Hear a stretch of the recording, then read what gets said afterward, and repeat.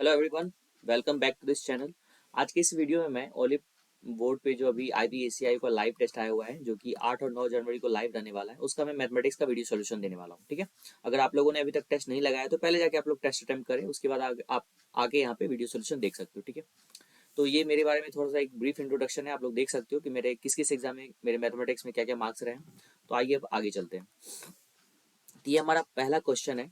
इस क्वेश्चन में कहा गया, देखो, the cost price of A curtain is 9/11 times of it selling price. तो हम लोग ऐसा लिख सकते हैं क्या, कॉस्ट प्राइस इज, देखो इसके जगह पे इक्वल देंगे 9/11 टाइम्स, टाइम्स का मतलब क्या था, गुना SP। ठीक है, देखो बिगिनर्स के लिए मैं ऐसे लिख रहा हूँ। बहुत बच्चों का एक कमेंट आता है कि सर आप बहुत लेंदी बनाते हो। ठीक है, तो अगर मुझे बनाना होता ना भाई, मैं डायरेक्ट यहाँ पे SP यहाँ पे डायरेक्ट ऐसे लिखता, CP डायरेक्ट 90 लिखता, ऐसा करता। ठीक है, इसमें से 18% घटा, दोनों 18 घटा के सीधे 72 लिखता, इसका 99 लिखता, आंसर निकालता। ठीक है, तो यहाँ पे मैं अपना स्किल्स नहीं दिखा रहा हूँ। तो ठीक है, मैं यहाँ पे बच्चों को सिखाने आया हूँ, इसलिए मैं हर चीज़ थोड़ा डिटेल में बता रहा हूँ। आप लोग उसको कैसे शॉर्टकट कर सकते हो, किस स्टेप को छोड़ सकते हो, ये आप अब खुद में आपको इम्प्लीमेंट करना पड़ेगा। ठीक है, अगर मैं स्किल्स दिखाऊंगा तो बहुत बच्चे को समझ में नहीं आएगा कि मैंने कैसे सॉल्व किया है। ठीक है, तो प्लीज़ थोड़ा समझदारी वाले बात कीजिए कि बहुत लॉन्ग में बना रहे हो, ये बना रहे हो, आप लोग समझो चीज़ों को, ये कैसे बन रहा है। राइट,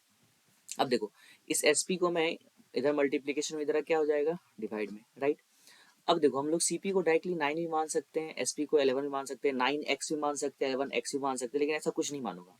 मैं मानूंगा क्या, CP को मैं 90 मानूंगा, SP को कितना मानूंगा, 110।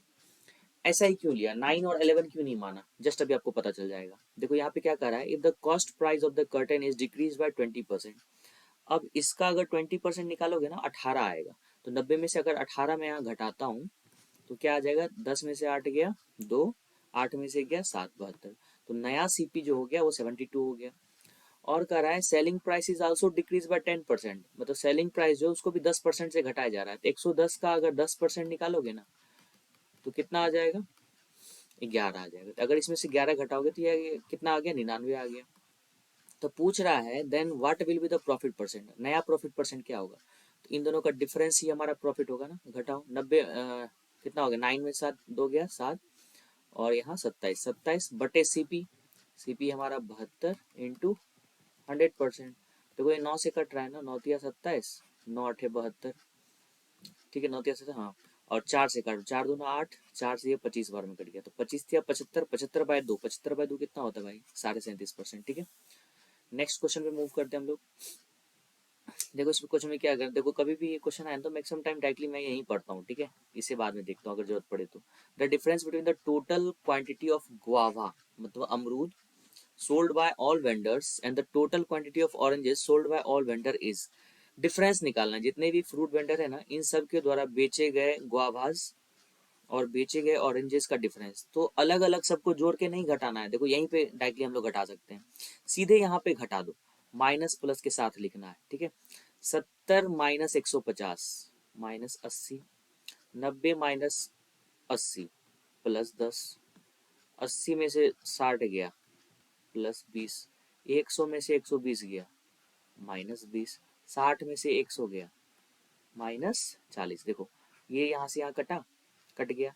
अब देखो ये -40 -80 -120 प्लस 10, कितना हो गया, -110।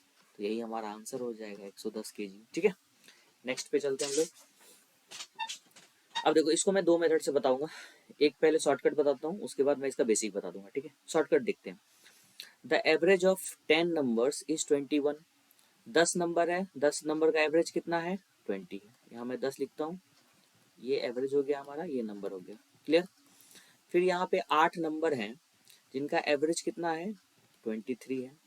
फिर और दो नंबर है, एक है A, एक है B, मतलब एक एक नंबर है और। ठीक है, एक है 25 और एक है 21। अब पूछ रहा है सभी का एवरेज कैसे निकालेंगे। देखो इन 10 का तो एवरेज 21 है ना, इसको रहने देते हैं। इसका भी एवरेज कितना है, 21 है। अच्छा ये 21 से कितना ज़्यादा है, 4 ज़्यादा है, तो +4 में थोड़ा अलग से लिख लेता हूँ, इसको मैं 21 बना देता हूँ, कोई दिक्कत। 21 + 4 कितना होता है, 25 होता है ना, इसको मैं अलग ऐसे बना दिया। ठीक है, अब देखो यहाँ 23 है ना, इस 8 का एवरेज मैं 21 बनाता हूँ। 21 तो यहाँ बना दिया, लेकिन दो दो निकल गया ना, लेकिन दो कितने में से निकला, 8 में से निकला ना, 8 दूना कितना होता है, 16।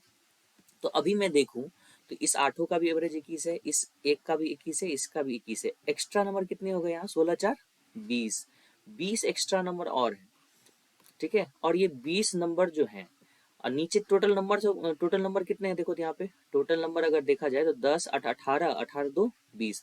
तो ये 20 नंबर जो है, इन 20 नंबर से एक एक क्या हो जाएगा? बढ़ जाएगा, एक एक बटेगा ना।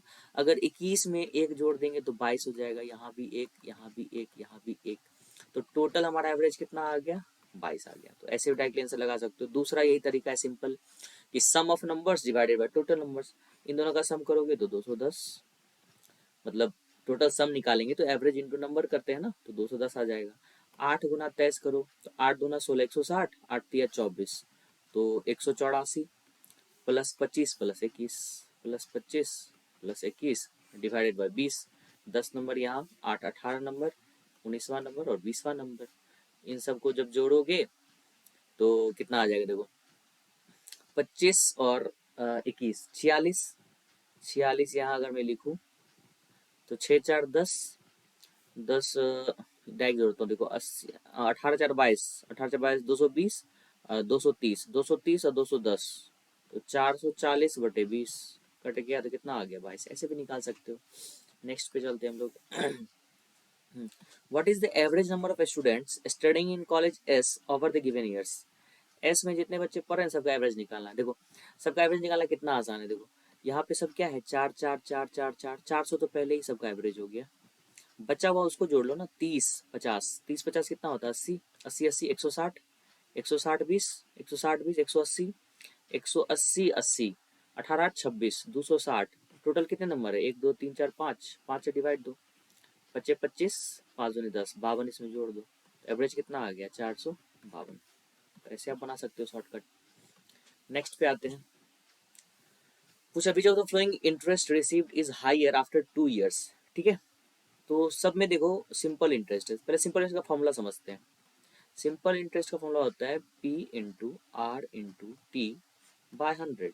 इट मीन्स कि सिंपल इंटरेस्ट जो है ना, वो डायरेक्टली प्रोपोर्शनल होता है P के भी, R के भी और T के भी, राइट।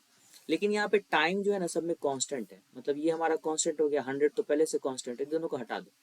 ये दोनों को हटा दिया मैंने, तो सिंपल इंटरेस्ट जो है ना वो डायरेक्टली प्रोपोर्शनल हो गया P इंटू आर, मतलब प्रिंसिपल और रेट के प्रोडक्ट का डायरेक्टली प्रोपोर्शनल। इट मीन्स कि जिसका प्रिंसिपल और रेट का मल्टीप्लीकेशन ज्यादा होगा उसका सिंपल इंटरेस्ट भी ज्यादा होगा। अब पूरे को मल्टीप्लाई नहीं करना है, दो दो को जीरो सबका हटाओ यहाँ से, ठीक है। हटा दिए, 50 दाही 500। ये ऐसा ही पूरा निकल रहा है नहीं निकल रहा उसे मतलब नहीं है, प्रोडक्ट बस चेक करना है, इससे पता चल जाएगा सिंपल इंटरेस्ट कितना किसका ज्यादा है। 8 से 52 करेंगे तो 8 पंजे 40, 400 हो गया, 416, ये हो गया 416। 12 गुना 48, 12 अठे 96 की 6 बाकी 9, 12 चौका 48, 48 9 57, 576। 15 गुना 45, 15 पचे 75 के 5 बाकी 7, 15 चौके 60 7 67, 675। सबसे ज्यादा किस में आया? तो ऑप्शन डी में आया। नेक्स्ट पे चलते हैं। देखो इसमें भी एक शॉर्टकट है। देखो m इज टू एन कितना है? 11 is to 18। n is to P क्या है? 9 इज टू 13। अगर यहाँ पे कॉमन वाला देखा जाए तो यहाँ भी n है, यहाँ भी n है, तो n को इक्वल करने का ट्राई करो ना। n का यहाँ वैल्यू कितना है भाई? 18 है। यहाँ n का वैल्यू कितना है? 9। अगर इसमें 2 से गुना कर देंगे तो 18 इज टू क्या आ जाएगा? 26। तो m n और p क्या क्या आ गया देखिए, 11 18 और 26। तो पूछा है, अब n का वैल्यू भी दिया है लेकिन इसका वैल्यू देखो क्या है, m plus N minus P का वैल्यू पूछा है। अगर m plus N minus P करते हैं तो 11 18 कितना होता है? 29। 29 में से 26 गया कितना होगा? 3। मतलब इसका जो भी वैल्यू होगा वो 3 का मल्टीपल होगा। 3 का मल्टीपल चेक कीजिए तो 8 8 5 13 नहीं हुआ, 5 2 7 नहीं हुआ, 9 5 14 नहीं हुआ, 5 1 6। मतलब यही होगा आंसर, राइट। ऐसे भी चेक कर सकते हो। या n का वैल्यू 18 का वैल्यू बराबर करो, 18 यूनिट हो गया 630 के बराबर, तो 1 यूनिट हो जाएगा 18, 18 तिया 54, 18 पंच 90 35 आया। फिर 35 को 3 से गुना करो भाई, 35 तिया 105। ऐसे बना सकते हो आप। नेक्स्ट पे चलते हैं हम लोग।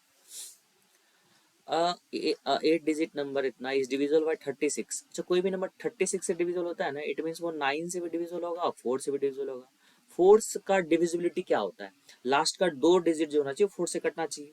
यहाँ 84 है, 84 तो 4 से कट रहा है, तो 4 से डिविजिबिलिटी चेक नहीं करना है, किससे करना है, 9 से डिविजिबिलिटी चेक करना है, क्योंकि 4 से तो ये कट ही रहा है।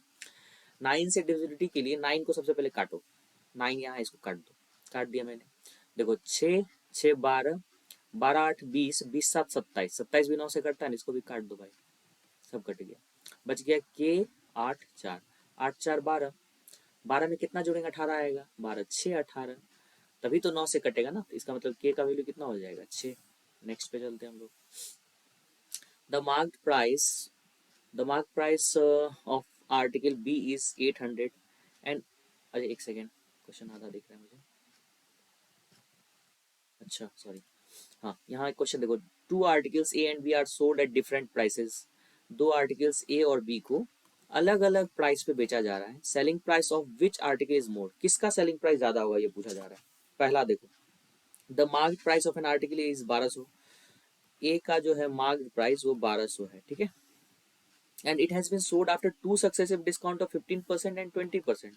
चलो दो डिस्काउंट देके निकालते हैं, अगर 15% डिस्काउंट कर दिए तो एसपी जो हो जाएगा इसका कितना हो जाएगा, 85%, 85% को लिखते हैं पता है कितना, 17/20। उसके बाद 20% का डिस्काउंट दे रहे हैं, तो मतलब 80% हो गया, 80% को 4/5 लिखते हैं। आई होप ये क्लियर हो गया होगा आपको।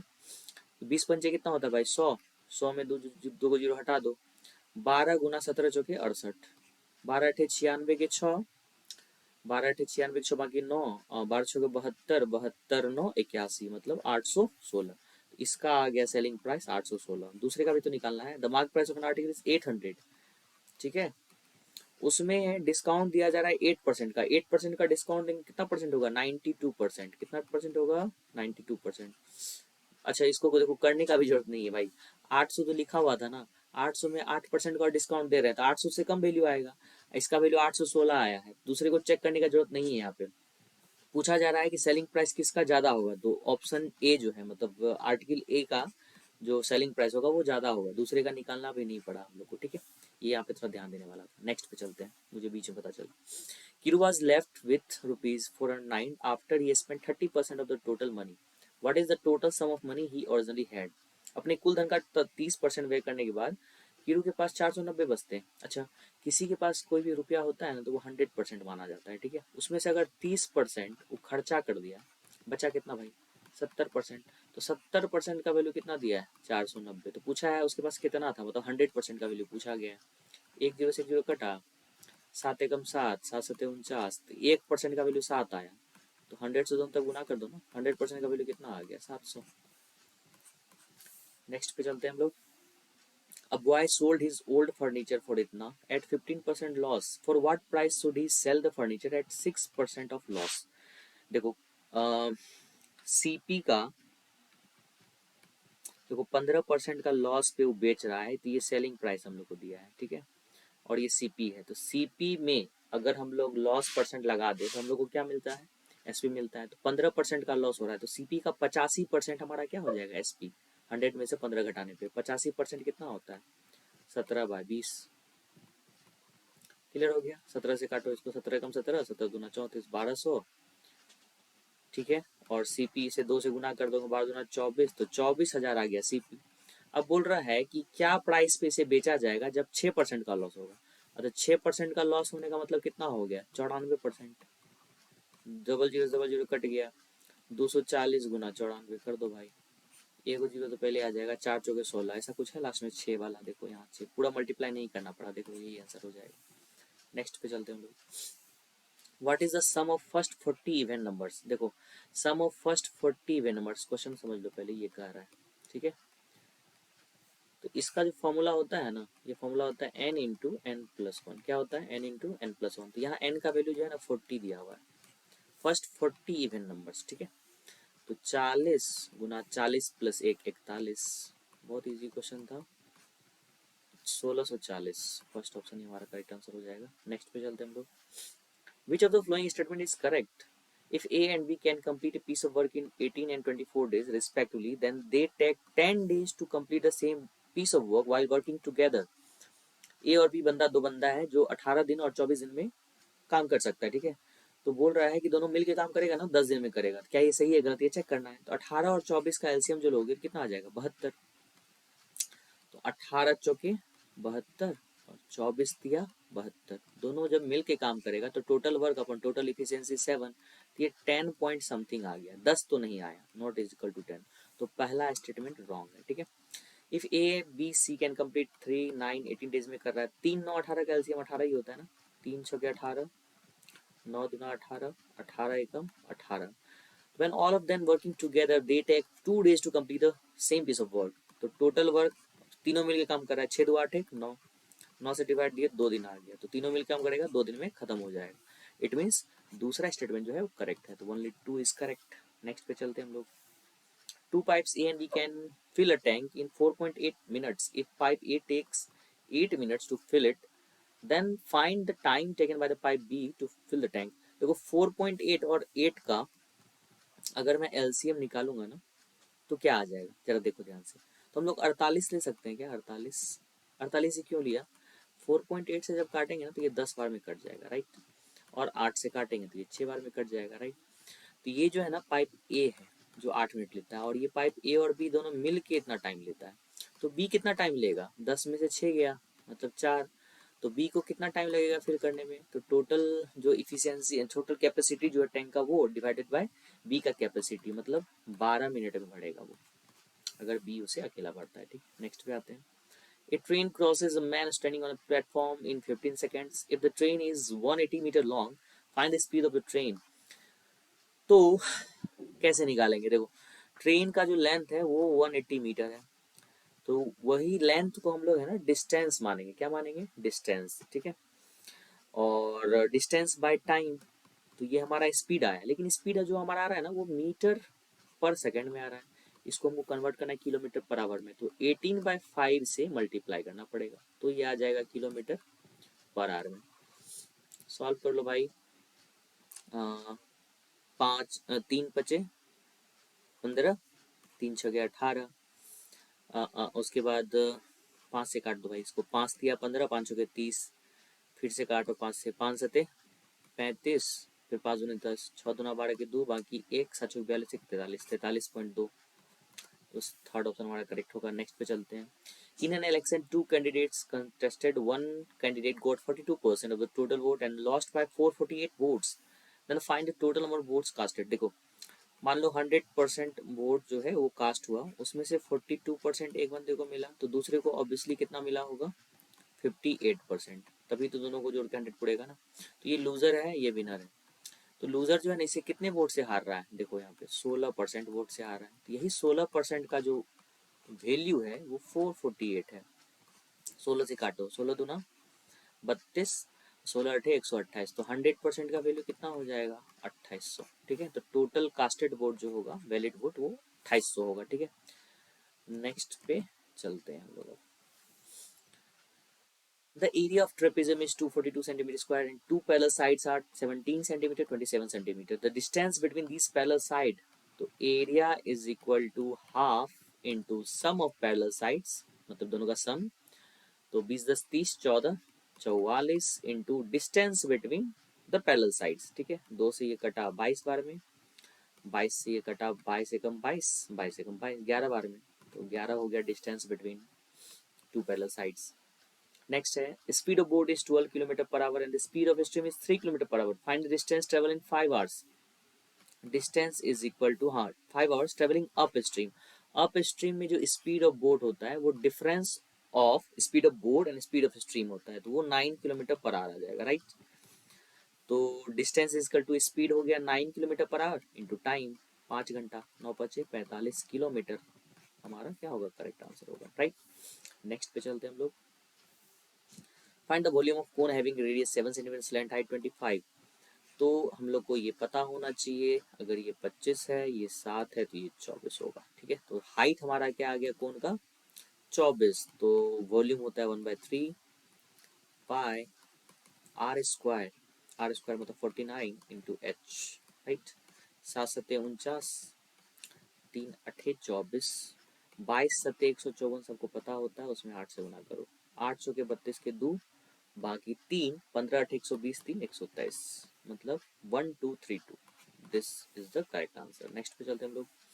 ये भी बताना पड़ेगा क्या, चलो यहीं भी बताता हूँ डायरेक्ट, इसको मैं 100 लिख सकता हूँ, 25 चौके 100, 25 25 125, 4 8 32, ठीक है। तो 8 पंचे 40 हो गया, माइनस 16 आएगा, मल्टीप्लाई है, रहने देंगे। ये 32/128, पहले भागा होगा ना भाई, 128, तो 32 कितना हो, 30 चौके, 4 बार में घटा, 4 चौके 16 हो गया। तो डायरेक्टली हम यहाँ पे 4 लिख सकते हैं। तो यहाँ हम लोग क्या लिख दिए, 4, ठीक है। प्लस 13 दूना 26, तो 22 हो गया, इसमें से घटाएंगे 22, 22 जुड़ जाएगा 2, 62, 62 हमारा करेक्ट आंसर होगा। नेक्स्ट पे चलते हैं हम लोग।